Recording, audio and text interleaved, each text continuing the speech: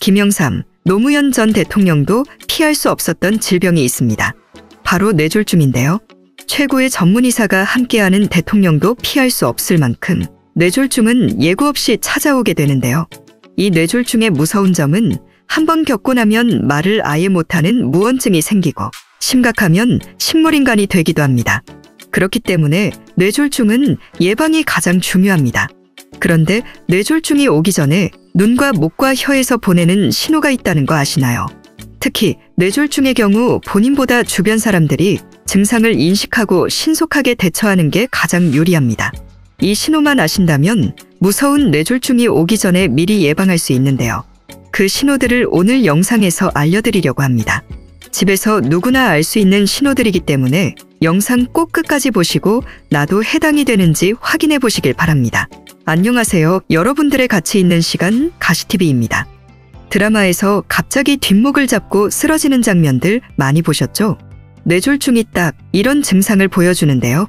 정말 예고 없이 갑자기 찾아와 쓰러지게 만들죠. 뇌졸중은 뇌로 가는 피가 제대로 흐르지 않거나 뇌의 혈관이 터져서 생기는 병인데요. 뇌의 혈액 공급이 제대로 되지 않아서 뇌가 손상되고 손상된 뇌는 회복이 되지 않기 때문에 평생 가는 후유증이 남게 됩니다. 대표적인 후유증으로 반신마비나 몸의 균형력 저하 같은 신체마비나 또는 시각장애나 언어능력장애 같은 생활에 큰 영향을 주는 심각한 후유증이 생깁니다. 그렇다면 이 무서운 뇌졸중을 어떻게 미리 예방할 수 있을까요? 어느 순간 갑자기 찾아오는 뇌졸중이지만 다행히도 뇌졸중이 찾아오기 전에 몸에서 위험 신호를 보내줍니다. 그때 병원에만 가도 뇌졸중 전 단계에서 치료가 가능한데요. 지금부터 그 신호 3가지에 대해서 알려드리도록 하겠습니다. 첫 번째는 눈에서 보내주는 신호입니다. 뇌의 혈관이 막히거나 터지는 데에는 고혈압이 큰 영향을 주는데요. 어떠한 원인으로 혈관이 막혀 혈압이 높아지고 뇌혈관에 심각한 문제가 생기게 되는 거죠. 그렇게 혈관을 막을 정도로 큰 문제가 생기면 눈에서 먼저 신호가 나타난다고 합니다. 바로 빨간 점이 나타나는 건데요. 지금 거울을 한번 보세요. 혈압이 높아지게 되면 눈 흰자에 있는 미세 혈관들이 터져서 흰자에 충혈된 것처럼 빨간 점이 생긴다고 합니다. 이런 증상이 나타나면 뇌혈관으로 문제가 생기기 전에 나타날 수 있기 때문에 바로 병원에 가서 검사를 받아보시길 바랍니다. 그리고 검은 자도 확인을 해보셔야 하는데요. 검은 자 주위에 동그랗게 하얀 테두리가 생긴다면 뇌졸중이 올 수 있습니다. 혈액에 지방이 많게 되면 검은 자 주위에 있는 혈관에 지방이 쌓여서 검은 자 주위에 하얀 테두리가 생기게 된다고 하는데요. 이런 하얀 테두리가 생기게 된다면 혈관 질환의 위험군에 속하기 때문에 꼭 검사를 받아보시길 바랍니다. 두 번째는 목에서 보내는 신호입니다. 우리 목에는 중요한 혈관들이 많습니다. 특히 머리로 가는 경동맥도 목을 지나는데요. 여기서 뇌졸중이 오기 전 보내주는 신호가 있습니다. 목 가운데 위치한 목전양 옆으로 3에서 4cm 거리에 경동맥이 위치하는데요. 우리 손으로 그곳을 만지면 강한 맥박이 느껴지실 겁니다. 양쪽의 경동맥을 양손으로 살짝 누르신 다음에 세기를 느껴보시면 뇌졸중의 신호를 확인할 수 있는데요. 보통은 양쪽 경동맥의 맥박 뛰는 세기가 비슷하거나 거의 같습니다. 하지만 뇌로 가는 혈관에 문제가 있는 분들은 한쪽이 다른 쪽보다 맥박 뛰는 세기가 많이 약하다고 합니다. 그러니 두 곳을 동시에 만져보시고 한쪽의 맥박 세기가 많이 약하신 분들은 혈관에 문제가 있을 확률이 높으니 바로 병원에 가서 검사를 받아보시길 바랍니다. 세 번째는 혀에서 보내는 신호입니다. 혀로 뇌졸중 신호를 확인할 수 있다고 하니 많이 의아하실 텐데요. 혀 밑에도 큰 혈관인 정맥이 있습니다. 바로 설화정맥이라고 부르는 곳인데요. 혓바닥을 천장에 붙여서 거울을 보시면 여러분도 보이실 겁니다. 뇌졸중이 생길 만큼 혈관에 문제가 생기게 되면 혓바닥 밑에 있는 설화정맥 부분이 더 두꺼워지고 검붉은색으로 보인다고 합니다. 정상인의 혀 아래 모습은 이렇고요. 뇌졸중 위험 신호가 있는 사람의 혀 아래 모습은 이런 모습입니다.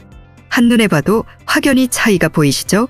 그러니 혀 밑을 거울로 보시고 푸른색을 띠고 혈관이 커진 게 보인다면 바로 병원에 가서 검사를 받으시길 바랍니다. 이렇게 눈과 목과 혀에서 알려주는 뇌졸중 직전의 신호들을 알아봤는데요. 이런 신호들이 생기고 내가 바로 알아차려서 병원에 가서 미리 예방을 할 수 있으면 가장 좋지만 이런 신호를 놓치거나 없는 경우도 있습니다. 그렇게 되면 갑자기 뇌졸중이 생겨날 수 있는데요. 만약 뇌졸중이 생기게 되면 빠르게 병원에 가서 치료를 받는 골든타임이 가장 중요합니다. 뇌혈관이 막히게 되면 골든타임은 최소 3시간 이내에 응급실로 가서 혈전 용해제를 투여 받아야 하고, 뇌혈관에 출혈이 생기면 출혈량과 위치에 따라 심하면 사망까지 이를 수 있기 때문에 즉시 응급실로 가는 게 중요합니다. 그래서 만약 두통과 함께 이런 증상이 생긴다면 지체 없이 바로 응급실로 가시길 바랍니다. 첫 번째는 편측마비입니다. 심한 두통과 함께 마비 증상이 잠깐 생겨나는 건데요. 뇌졸중이 생기면 두통과 함께 팔이나 얼굴 등 다양한 곳에 짧은 시간 마비 증상이 나타날 수 있습니다. 그리고 두 번째는 순간 기억을 못하는 증상입니다. 이야기를 잘하다가 갑자기 두통과 함께 한 10초 정도 순간 기억이 안 난다면 뇌졸중 증상일 수 있습니다. 거기에 말을 하는데 발음이 순간 어눌해지거나 말이 나오지 않고 아무 상관없는 이야기를 갑자기 하게 된다면 뇌졸중이 이미 진행된 증상이니 바로 119를 불러서 응급실로 가시길 바랍니다. 그런데 이런 증상들을 본인이 알아차리기는 정말 쉽지 않은데요. 그래서 다른 사람이 알아봐 주는 게 중요합니다. 혹시 주위의 지인들에게 이런 증상이 생긴다면 뇌졸중인지 확인할 수 있는 테스트가 있습니다. 바로 패스트 테스트인데요. 글자 순서대로 페이스, 얼굴, 암, 팔, 스피치, 말, 타임, 시간인데요. 첫 번째로 환자에게 미소를 지어보라고 해보세요. 만약 얼굴의 한쪽이 처지거나 비대칭이면 뇌졸중의 가능성이 있습니다. 그리고 환자에게 두 팔을 앞쪽으로 올려보라고 해보세요. 팔 하나를 들지 못하거나 한쪽 팔이 더 떨어진다면 뇌졸중일 수 있습니다. 세 번째는 환자에게 간단한 말을 따라해보라고 해보세요. 예를 들면 오늘 아침에 뭐 먹었어요? 이런 간단한 문장입니다. 발음이 어눌하거나 말하는데 문제가 있다면 뇌졸중일 수 있습니다. 이런 증상이 보이면 즉시 119를 부르거나 응급실로 가세요. 뇌졸중은 골든타임이 있기 때문에 빠르게 치료받는 게 중요합니다. 오늘은 뇌졸중이 오기 전에 몸에서 보내는 신호들에 대해서 알아봤는데요. 이런 신호들을 기억하셨다가 나한테 혹은 우리 가족들에게 나타나게 되면 꼭 병원에 바로 가시길 바랍니다. 여러분의 남은 삶을 가치 있는 시간으로 만들어드리기 위해 더 좋은 정보로 찾아오겠습니다. 영상 시청해 주셔서 감사드리고 구독과 좋아요 꼭 부탁드리겠습니다. 감사합니다.